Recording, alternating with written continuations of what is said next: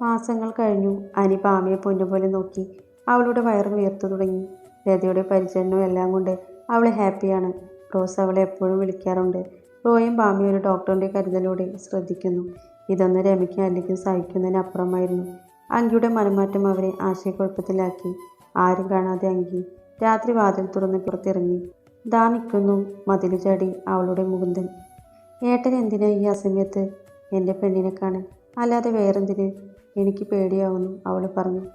നീ ഇറങ്ങി വന്നേ. അവൻ അവളുടെ കയ്യിൽ പിടിച്ച് പിറകുപുരയുടെ മറവിൽ പോയി നിന്നു. എത്ര നാളായി നിന്നെ ഒന്ന് ഞാൻ ചേർത്ത് പിടിച്ചിട്ട്. അവൻ അവളെ നെഞ്ചിലേക്ക് വലിച്ചു. എന്ത് മോശമായി വരാൻ പോകുന്ന പോലെ തോന്നുന്നു ഏട്ടാ. പാമ്പ് ഗർഭിണിയാണ്. അവളെ എൻ്റെ അമ്മ എന്തായാലും ഉപദ്രവിക്കും, ഉറപ്പാ. പണത്തിൻ്റെ മുന്നിൽ അമ്മയ്ക്കിപ്പോൾ ഒന്നും വേണ്ട, എന്നെപ്പോലും. അവൾ പൊട്ടിക്കരഞ്ഞു. നീ എന്തിനാ പൊട്ടി കരയുന്നത്? അനി അവിടെ ഉള്ള കാലം പാമി ഒന്നും ചെയ്യില്ല, അവൻ അവളെ കെട്ടിപ്പിടിച്ചുകൊണ്ട് പറഞ്ഞു. അതെ, ഇങ്ങനെ നിന്നാൽ മതിയോ? അവൻ അവളുടെ ചെവിയിൽ പറഞ്ഞു. പിന്നെ അവൾ ചോദിച്ചു, എനിക്ക് തരുമോ നിന്നെ? എന്തോ നിന്നെ കാണണം മാത്രമേ വിചാരിച്ചു വന്നതാ, പക്ഷേ ഇപ്പോൾ വിടാൻ തോന്നുന്നേയില്ല. അവൻ വശനം ചിരിച്ചിരിച്ചു. കാലമടൻ, കല്യാണം കഴിയാതെ തൊടാൻ പാടില്ല കേട്ടോ. നിന്റെ സമ്മതം ആർക്ക് വേണം? അവൻ അവളെ ഒന്നുകൂടി മുറുക്കി. അവളുടെ മാറുകൾ അവൻ്റെ നെഞ്ചിൽ അമർന്നതും അവൻ്റെ ഉള്ളിൽ വികാരം നിറഞ്ഞൊഴുകി. അങ്കി, അവൻ പ്രണയത്തിൻ്റെ തീവ്രത രേഖപ്പെടുത്തിയ നോട്ടം കൊണ്ട് വിളിച്ചു. അവളും അവൻ്റെ മുന്നിൽ പതറിപ്പോയി. ഞാൻ നിന്നെ ഇപ്പോൾ സ്വന്തമാക്കിക്കോട്ടെ? അവൻ വിറച്ചുകൊണ്ട് ചോദിച്ചു. അവളെ പോലും അറിയാതെ അവൾ തലയാട്ടി. അവൻ പതുക്കെ അവളെ പുണർന്നു. അവളുടെ കഴുത്തിലെ ഞരമ്പിൽ കടിച്ചു. അവളിലെ വിയർപ്പ് തുള്ളിയെ നാവ് കൊണ്ട് നുണഞ്ഞു. അവളുടെ ചുണ്ടിലേക്ക് അവൻ അടുത്തു. കണ്ണുകൾ അടച്ചു നിൽക്കുന്ന അവളെ കണ്ടപ്പോൾ അവൻ എന്തോ കുറ്റബോധം തോന്നി. അങ്കി, നമുക്ക് ഇപ്പോൾ ഒന്നും വേണ്ട. നിന്നെ ഞാൻ കല്യാണം കഴിഞ്ഞ് മാത്രമേ തൊടൂ, അവൻ കണ്ണുകൾ താഴ്ത്തി പറഞ്ഞു. പുറത്തേക്ക് പോകാൻ ഒരുങ്ങി. അപ്പോഴേക്കും അവൾ അവൻ്റെ കയ്യിൽ പിടിച്ചു. ഇപ്പം തന്നെ പോണോ? പോവണ്ട എന്ന് നീ പറഞ്ഞാൽ ഞാൻ പോവില്ല. കുറച്ചു കഴിഞ്ഞ് പോരെ? അവൻ മൂളി. അവർ രണ്ടുപേരും തറയിലിരുന്നു. അവൾ അവൻ്റെ തോളിൽ തലവെച്ച് കിടന്നു. എന്നെ ഒന്ന് ഉമ്മ വയ്ക്കുമോ? അവൾ ചോദിച്ചു. എന്താ പെട്ടെന്ന്? അല്ല, മറ്റേ ചുണ്ടിൽ ഉമ്മ തന്നില്ല എനിക്ക്, അങ്കി കളിയായി പറഞ്ഞു. അവൻ വേഗം അവളെ വരിഞ്ഞു മുറുക്കി. അവളുടെ ചുണ്ടുകളെ നുണഞ്ഞു ആവേശത്തിൻ്റെ കൊടുമുടിയിൽ എത്തിച്ചു. അവനും ആ ചുംബനം ആഗ്രഹിച്ചിരുന്നു. തൻ്റെ ഇണയുമായി ഇണചേരാൻ കാത്തിരിക്കുന്നവർക്ക് തൽക്കാലം ആ ഒരു ചുംബനമെങ്കിലും ഇല്ലെങ്കിൽ പിടിച്ചു നിൽക്കാൻ കഴിയില്ല എന്ന് തോന്നി. ബാമ കുറച്ച് തടിച്ചു വീർത്തു. അനി അവളെ എപ്പോഴും ഉണ്ടച്ചി എന്ന് വിളിച്ച് അവളുടെ കവിളിൽ ഉമ്മ വയ്ക്കുകയും കടിക്കുകയും പതിവാക്കി. പിന്നെ അവൻ്റെ പ്രണയകേളികൾ കൂടുക എന്നല്ലാതെ കുറഞ്ഞിട്ടേയില്ല. അങ്ങനെ ഒരു ദിവസം അപ്രതീക്ഷിതമായി ഒരു കാർ അങ്ങോട്ടേക്ക് വന്നു. അതിൽ നിന്നും റോസ് ഇറങ്ങി വന്നു. അവൾ വേഗം പാമയോടി കെട്ടിപ്പിടിച്ചു. കൺഗ്രാജുലേഷൻ പാമ അനിരുദ്ധൻ. അവൾ അവനെ നോക്കി അവളുടെ കവിളിൽ പിടിച്ചു പറഞ്ഞു. എന്താ ചേച്ചി ഇങ്ങനെ പറയാതെ വന്നത്? പാമ പരിഭവം പറഞ്ഞു.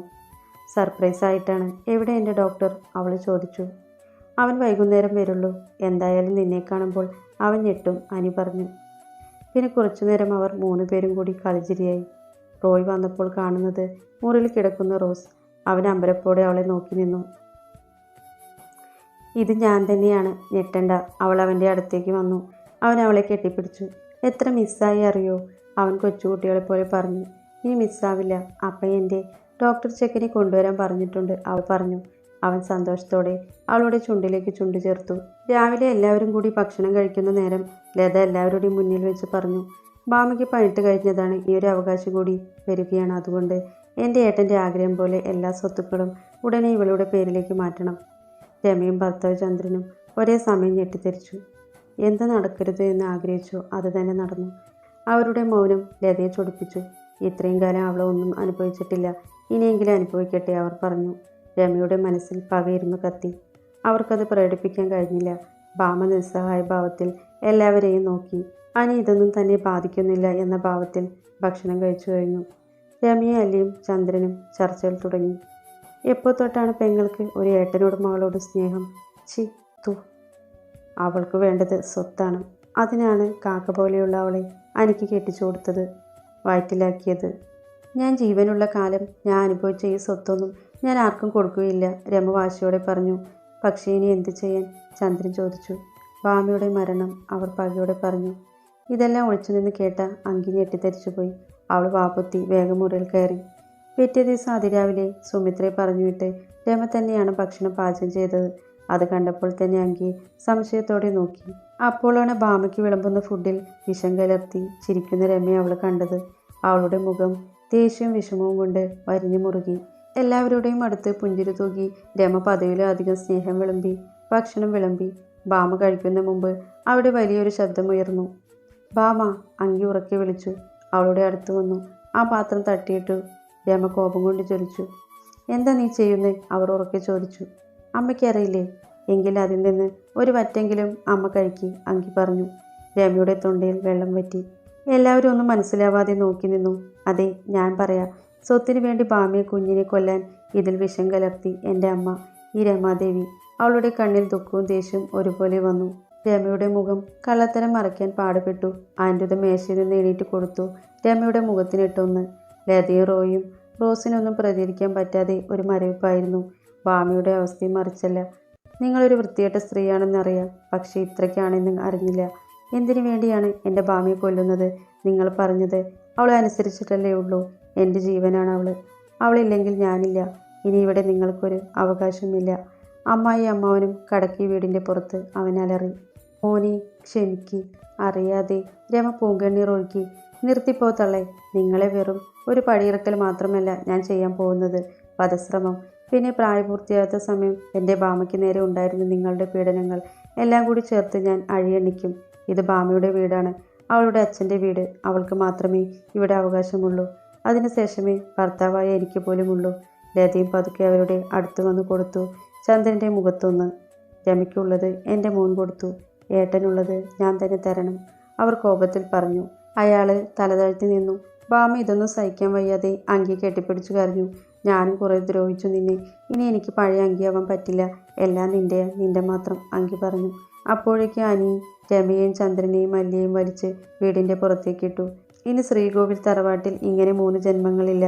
ചെയ്ത പാപങ്ങൾക്കുള്ള ശിക്ഷ നിങ്ങൾക്ക് എന്തായാലും ഞാൻ നിയമവഴിയിൽ തരും. വെറുതെ വിട്ടാൽ നിങ്ങൾ വീണ്ടും സ്നേഹത്തിൻ്റെ മുഖംമൂടി അണിഞ്ഞു വരും. ആ വലിയ കേറ്റ് അവർക്ക് മുന്നിൽ കൂട്ടിയടഞ്ഞു. 2 വർഷങ്ങൾ കഴിഞ്ഞു. കുടുംബസമേതം രമയും ചന്ദ്രനും മല്ലിയും ജയിലിൽ തൻ്റെ എല്ലാ പാപങ്ങളും അനുഭവിക്കുന്നു. അങ്കിയുടെ കല്യാണം ഒരു ഏട്ടൻ്റെ സ്ഥാനത്ത് നിന്ന് അനി മുകുന്ദനായി നടത്തിക്കൊടുത്തു. ഇപ്പോൾ അങ്കി 3 മാസം ഗർഭിണിയാണ്. റോയ്ക്ക് റോസിനും ഒരു കുഞ്ഞായി. റോയ് പിന്നെ പണ്ടേ ഉഷാറാണല്ലോ. ഇനി നമ്മുടെ നായകൻ നായിക എവിടെയാണെന്നല്ലേ? അവർ കാനഡയിലാണ്. ഭാമ 10 പാസ്സായി. ഇപ്പോൾ +2 പരീക്ഷ എഴുതിയെടുത്തു വിജയിച്ചു. ഭാമ ഇപ്പോൾ വീട് നോക്കാൻ ഏൽപ്പിച്ചിരിക്കുന്നത് അങ്കിയെയും മുകുന്ദനെയുമാണ്. അവർ അവിടെ ജീവിക്കുന്നു. അച്ഛൻ്റെ ഓർമ്മകൾ അടങ്ങിയ ആ വീട് വിട്ടുപിരിഞ്ഞത് അവൾക്ക് വിഷമമായെങ്കിലും വർഷത്തിലൊരിക്കൽ തൻ്റെ വീട്ടിൽ വരാനുള്ള സമ്മതം അനി നൽകി. കാനഡയിലെ വലിയ ഒരു ലക്ഷറി ഫ്ലാറ്റിലാണ് നമ്മുടെ നായികയും നായകനും. സാരിയിൽ നിന്നും ഭാമ ഒരു സ്ലീവ്ലെസ് വൈറ്റ് ടോപ്പിൽ ബ്ലാക്ക് പാലാസോ പാൻറ് ധരിച്ച് 2 വയസ്സുള്ള ഒരു കുഞ്ഞിനെ ഒക്കത്ത് വെച്ച് നടക്കുന്നു. എത്ര പരിഷ്കരിച്ചെങ്കിലും അവളുടെ നീണ്ട മുടിയിൽ അനി ഒരു മാറ്റങ്ങൾ പോലും വരുത്തിയിട്ടില്ല. കുഞ്ഞിനെ കട്ടിലിൽ കിടത്തി ഭാമ കണ്ണാടിയുടെ മുന്നിൽ നിന്ന് തന്നെ ഒന്ന് നോക്കി. നാട്ടിൻപുറത്തുകാരി ഭാമയല്ല താനിപ്പോൾ. അവൾ പുഞ്ചിരിയോടെ ചോക്ലേറ്റ് ഫ്ലേവറുള്ള ബോഡി ലോഷൻ പുരട്ടുകയായിരുന്നു. അപ്പോഴേക്കും അനി പിന്നിലൂടെ അവളെ പുണർന്നു. ഈ ചോക്കോ സ്മെൽ നിന്നിൽ നിന്ന് പോവാത്തിടത്തോളം എനിക്ക് നിന്നിലൊരു മടുപ്പ് വരില്ല, അവളുടെ നഗ്നമായ തോളിൽ കടിച്ചുകൊണ്ട് അവൻ പറഞ്ഞു. അവൾ പുഞ്ചിരിച്ചുകൊണ്ട് ലോഷൻ പുരട്ടു തുടങ്ങി.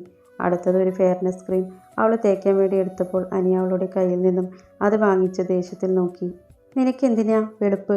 ഈ ക്രീം എന്തിനാ വാങ്ങിയത്? നിനക്ക് ഇതുപോലെയുള്ളത് ഞാൻ വാങ്ങിത്തരാറുണ്ടോ? ഉള്ള സൗന്ദര്യം നീ നന്നായി ശ്രദ്ധിച്ചാൽ മതി. അതിനുവേണ്ടി എന്ത് വേണമെങ്കിലും വാങ്ങിച്ചോ. കൃത്രിമമായ ഒന്നും വേണ്ട. നിന്റെ കറുപ്പിലാണ് നീ എന്നെ മയക്കിയത്. ഇന്നിതാ നമ്മുടെ മോൾക്ക് നമ്മുടെ 2 പേരുടെ നിറമാണ് കിട്ടിയത്. നിന്റെ കറുപ്പും എൻ്റെ വെളുപ്പും ചേർന്ന ഒരു ഇരുനിറം. അവളെ എന്തൊരു സുന്ദരിയാണ് നിന്നെ. എല്ലാ നിറത്തിനും സൗന്ദര്യമുണ്ട്. നിന്റെ കറുത്ത തൊലിക്ക് പകരം അവിടെ വെളുപ്പ് കണ്ടാൽ എനിക്ക് പഴയ പോലെ നിന്നോട് സ്നേഹം തോന്നില്ല. നിന്റെ ഈ കറുത്ത നിറം, നിന്റെ വെളുത്ത മനസ്സ്, അതാണ് എനിക്ക് വേണ്ടത്. അവൻ അത്രയും പറഞ്ഞ് ആ ക്രീം കുപ്പത്തൊട്ടിയിലിട്ടു. ഭാമ അവനെ നിറമിഴികളോടെ നോക്കി. എന്ത് പുണ്യമാണ് ഞാൻ ചെയ്തത് എൻ്റെ അനിയേട്ട. എൻ്റെ ഭാഗ്യമാണ് നിങ്ങൾ. ഇതുപോലെ ഭാഗ്യം എന്നെ പോലെയുള്ള എല്ലാവർക്കും കിട്ടിയിരുന്നെങ്കിൽ. അവൾ കരഞ്ഞുകൊണ്ട് അവനെ പുണർന്നു. ഡി കറുമ്പി, അവൻ അവളുടെ ചെവിയിൽ പറഞ്ഞു. അവൾ മൂളി. എനിക്കിപ്പോൾ ഒരു ചോക്ലേറ്റ് നുണയം തോന്നുന്നു. ചെയ്യട്ടെ? അവൻ അവളുടെ മുഖം ഉയർത്തി ചോദിച്ചു. അതിന് നിങ്ങൾ എന്നു മുതലാണ് എന്നോട് സമ്മതം ചോദിച്ചു തുടങ്ങിയത്? അവൾ കുറുമ്പിൽ പറഞ്ഞു. അവൻ മീശ പിരിച്ചുകൊണ്ട് അവളെ ഉയർത്തി മേശപ്പുറത്തിരുത്തി. അവളുടെ ചുണ്ട് ചപ്പിയെടുത്തു. ചുംബനത്തിൻ്റെ ഇടയിൽ അവൻ്റെ കൈ അവളുടെ മാറിൽ അമരുകയും അവളുടെ നാഭിച്ചുഴിയിൽ തടവുകയും ചെയ്തു. ഇതേ ലാഘവത്തോടെ, ഇതേ വീര്യത്തോടെ, ഒരു ലഹരി പോലെ പ്രണയത്തിൽ ചാലിച്ച കാമം അവൻ എല്ലാ രാത്രിയും ആ കറുത്ത പെണ്ണിന് നൽകി. തൻ്റെ ജീവിതത്തിലെ ഏറ്റവും വലിയൊരു ഭാഗ്യം അത് തൻ്റെ പാതി അനിരുദ്ധൻ എന്ന് അവൾ വിശ്വസിച്ചു. അങ്ങനെ ഒരുപാട് കാലം അവർ ജീവിക്കട്ടെ.